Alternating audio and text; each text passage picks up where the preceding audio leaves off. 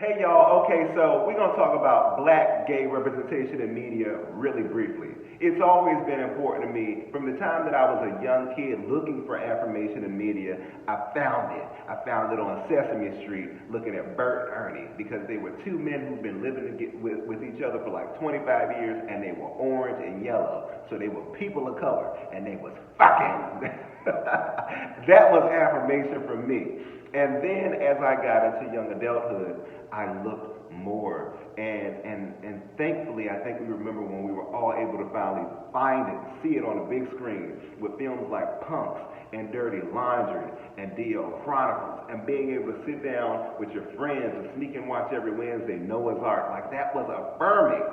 And I'm very hopeful even now as we have shows like Pose and we have people like Billy Porter and, Moonlight won an Oscar award, a couple years ago. Like, I'm hopeful. And you see a few more black queer people represented in media now, even though they're usually played by straight people, at least we see them on television. That keeps me kind of hopeful. I say all this to say, representation even now is so important, and I wanted to take a moment to talk about a couple of nig-nogs in the entertainment business who represent black gay men who claim to, but I think they do a horrible job and they need to sit the fuck down somewhere. One of them is Milan Christopher. Milan Christopher, and I usually don't use references and things like this, but Milan Christopher triggers the fuck out of me. He always has. I mean, I remember when I first saw him on Love and Hip Hop, and I met him a couple times. I remember when I first saw him on Love and Hip Hop, I was happy again to see representation, but he started pulling all those stunts with his little boyfriend and all that, and it made us look really bad. And I understand that that's reality TV, but he makes us look bad in a whole different kind of way because he hasn't taken that celebrity like a Bobby Lytes did, which I'll get to Bobby Lytes in a second, but at least Bobby Lytes was able to take Love and Hip Hop Miami and sort of use it to build his music career. That was smart. He was getting paid, to produce music and perform. And that's smart. And I'm pretty sure being Trina's cousin that helped him. But Milan Christopher is just a whole different kind of arrogant and stupid. And he claims, oh, well, I'm the first black gay male to do this and that in reality television, like there wasn't a Karamo Brown. Like there wasn't a Nathan Hale Williams and Keith Boykin who were black and gay in the media in relationships before it was cool or a thing. And so for him to take, like this high, sit on this high horse of an ego and put down other black gay men, I have a problem with that because work is important. Like in this business, it's not about what you've done, it's about what you're doing. And the only thing that we see consistently from Milan Christopher is him trolling the comments on the Shade Room, begging people to follow him, or taking porno pictures or nudie photos for Paper Magazine or whatever. And, he claims people like it. Oh, I'm sexy, this and that. And I know some people who, because we've sat down and we've looked at the pictures, and when I look at that shit makes my stomach turn. Okay, I've looked at that spread a couple of times and have had to take Pepto-Bismol and drink some ginger ale and go lay down because it made me sick. Okay, I don't know what anybody would find sexually appealing about him. He doesn't work. He trolls the internet and talks about how great he is, and there's nothing great about him except the depth and the width of that booty hole that he uses to make them horrible videos and grainy ass videos on OnlyFans and them other sex tapes where he's screwing on the bed where the fitted sheet don't even fit properly. If you're going to do that, if you're going to be black and gay, at least represent. Make some quality shit. Okay, you can go get you some fitted sheets down there at Ross or TJ Maxx for $2.99 and put that shit on there. Put some fitted sheets on that fit. If you're going to be a sex symbol, be a sex symbol. It's people down the street, 2 doors down, 2 blocks down, that sell batteries at the gas station that can put together some better news than that. And it's horrible. He represents us horribly as a reality TV star and as a sex symbol. There's nothing sexy about that. And I think he just put out like a horror film or some sort of shit on Amazon. I don't know what it is, but it's like Focus more on work and less on using your ego to boost yourself up to make you feel great about things that you clearly have not done in your career and use to make other black gay men, look bad, putting down effeminate black gay men and all this type of stuff. Bitch, there are videos floating around of you down at the balls doing cartwheels and with wigs on, and the wigs were horrible. As a matter of fact, look at this. All right!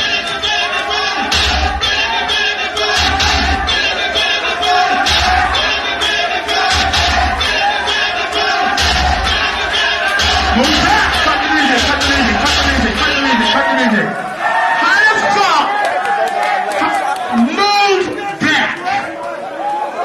It's not happening tonight.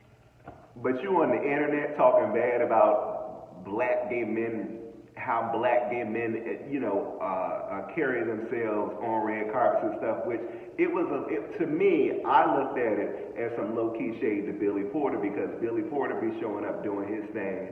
Lil Nas X be doing his thing on Twitter, which I love Lil Nas X. Because Lil Nas X, he's not like gay, but he's gay. He like your gay cousin, like he don't talk about it, but he be bringing a bunch of different boys to little picnics and shit like that. He that type of gay. And then Billy Porter, people say whatever they want about Billy Porter's fashion. Billy Porter's fashion is representative of his personality. That's just Billy Porter. I don't give a fuck what he shows up on that red carpet with. Those outfits are him.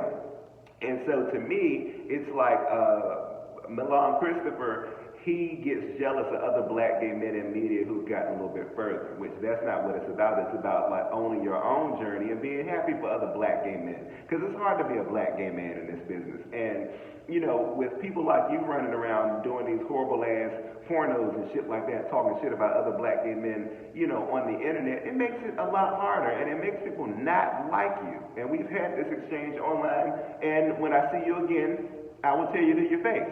Another one that drives me crazy, a lot less though, is Bobby Lytes, because again, it's just like we show up to these functions, sure, we can show up in whatever outfits. Nick Nog shows up with his ass out chasing other black gay men that he wants to sleep with. I think I've heard that he flirted with a couple of straight dudes at some of these things, and it's just like, we're just getting into these things. Show up and act like you got some sense, because you're memes the next day, and then people are online talking shit about gay people like bad, which they already do, but it's like, we need some halfway decent, at least, representation in media. These Nick Nogs show up and they act like they ain't never been nowhere before. He showed up at the VMAs with his whole ass cut out, chasing Lil Nas X around that theater. And at the time, Lil Nas X was like 18 or 19, and Bobby Lytes, you like 30. You can't get a man your age. Why do you want that little boy? He's like, let him date other people who just graduated high school. And you focus on dating people your age, because it's horrible. Okay? Another one who drives me crazy, and it's because of the way that he's been made to be like a caricature, and they both go in the same box. I just lump them together, is Andrew Caldwell, Mr. Deliver, and Donnie McClurkin. Those are the two of the worst things that could have happened in the black church ever that I can think of. Now, I'm going to give it to Andrew Caldwell, because as dumb as he is, he's real smart. He's able to take that and he's able to make this storyline that he's stretched out since 2014, and it's 2020, and we're still talking about how dumb he is and the fact that even though he claims to be delivered, he's not. But it really speaks to the joke that we are in the church, because we're in the church, as choir directors, and we are in there as pastors. We're preaching these sermons. We're very visible in the church, and we don't like to talk about sexuality in the black church. And the only times that we do is when you had these Negroes standing up in there talking about they're not gay no more when they clearly are. Okay, Andrew, that's just a no-brainer. Okay, and Donnie McClurkin, I have a problem with him because he stands up in front of the church preaching these sermons talking about he's not gay, and allegedly. When there are plenty of receipts floating around on Donnie McClurkin, and Donnie McClurkin is another one that make me need Pepto-Bismol and ginger ale. He gets on my goddamn nerves, mostly because I know what it's like to be black and gay, and trying to embrace spirituality and sit in these churches where you're constantly put down by people who tell you you can't do whatever, but they go and do it. Those are the most harmful people of all, and those are the type of people that I have problems with.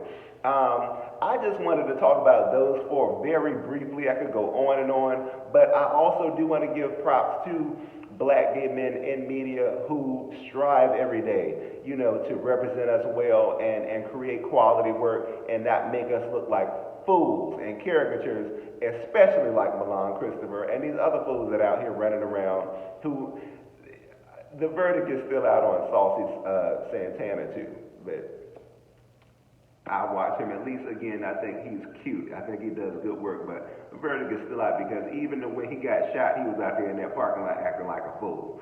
But anyway, I just wanted to say that. Who are some of the people that you love in media who are black and gay, or lesbian, or whatever? And another one too that gets on my nerves, but I'm gonna give him his props because he does. At least he works. Is Todrick Hall pay them people? Pay them people, Todrick Hall. Seriously, pay them people their money. And RuPaul, I love you, but you need to hire some black people on your staff. But the other ones trigger my ass, and I had to talk about them. Anyway, thank y'all for watching. Make sure y'all follow me on Instagram at Samson McCormick, and y'all take care. See y'all later.